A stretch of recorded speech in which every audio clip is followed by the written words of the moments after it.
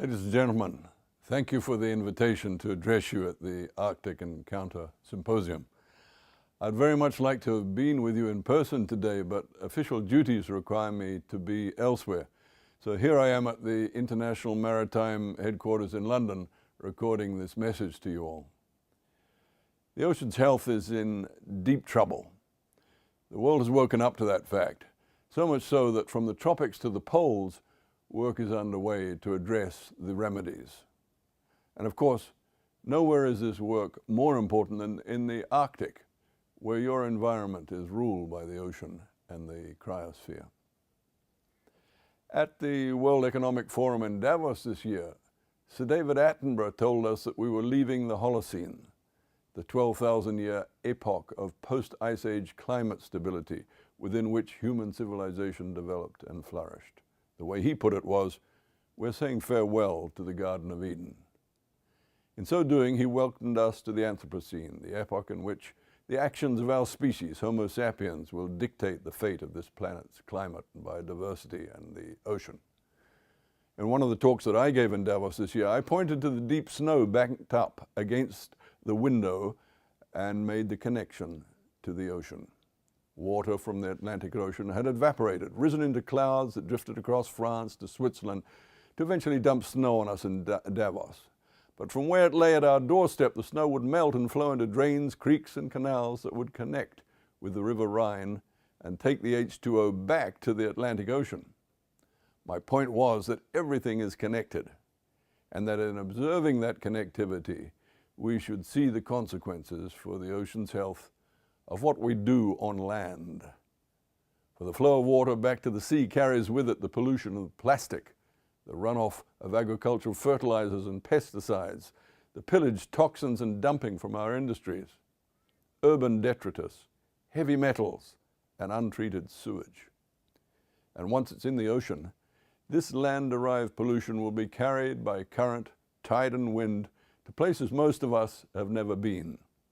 To the beaches of remote islands, to the bottom of the ocean trenches, and yes, to the once pristine Arctic. We've brought a plastic plague upon our planet. Thankfully, humanity has woken up to this predicament, and around the world solutions are being developed to overcome it. There'll be no single solution and no easy solution, but we've set ourselves to the task, and the ocean's health and our own health will no doubt be better for it. Plastic has its uses, but it has to be the right kind of plastic for the right kind of use. And there is so much we can all do by following the mantra of refuse, reduce, reuse, and recycle. From marine pollution, let me move to a few words on fishing. I come from Fiji, happily situated out there in the middle of the Pacific Ocean. So like you Arctic people, fishing is something close to my heart. Humanity is currently hunting and catching the planet's fish stocks at an unsustainable rate. Last year, the Food and Agricultural Organization reported the percentage of stocks being fished at biologically unsustainable levels to have increased to 33%. It reported that the great majority of the remainder were being fished at maximum limits of sustainability. This then is the second cause of the decline of ocean health, our harmful fishing practices. Overfishing, illegal fishing, practices such as bottom trawling and blast fishing, the list goes on. And beyond all these, we have the phenomenon of harmful fisheries subsidies. $20 billion worth of subsidies per annum, 80% of which ends up in the hands of industrialized fishing fleets. Subsidizing a global fishing fleet to hunt a diminishing supply of wild catch makes little sense, especially if you consider what better purposes those funds could be put to in the interests of coastal communities. Beyond the eminently fixable elements of harmful fishing practices and humanity's pollution of the ocean are the more pernicious effects upon the ocean of climate change.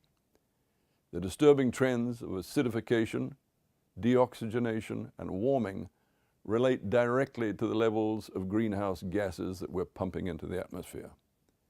Keep on pumping, and those trends will continue to rise along with sea levels and the difficulty of sustaining a healthy ocean ecosystem.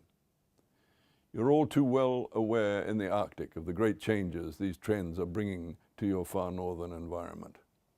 So if we care about the ocean's health, drastically lowering greenhouse gas emissions is the smartest thing we can do. This is everyone's responsibility, for a healthy ocean impacts everyone's health. Thinking only of the fact that every second breath you take comes from oxygen produced by the ocean. The good news is that we have a plan in place. We have the 2030 Sustainable Development Goals. We have the Paris Climate Agreement and a mosaic of multilateral agreements underlaying them, which, if faithfully implemented, will secure a planetary environment in which our children and theirs can continue to flourish. Radical changes in our consumption and production systems are required, and they're required without further delay. Let us not be optimists or pessimists in the challenges confronting. Let us be pragmatists. Let's put our faith in the two great strengths of our species, our innate ability to share and to innovate. History shows these two great strengths intensify in times of crisis, and there is little doubt that in climate change we face one of our greatest ever crises. Thus, here on the doorstep of the Anthropocene, we're required to press on harder in the common effort for the common good. And from the Arctic to the Amazon, our minds must be turned now to the changes that are coming and the innovative solutions and practices we must develop to meet them, that we may restore our relationship with our planet to one of balance and respect. I thank you for your attention.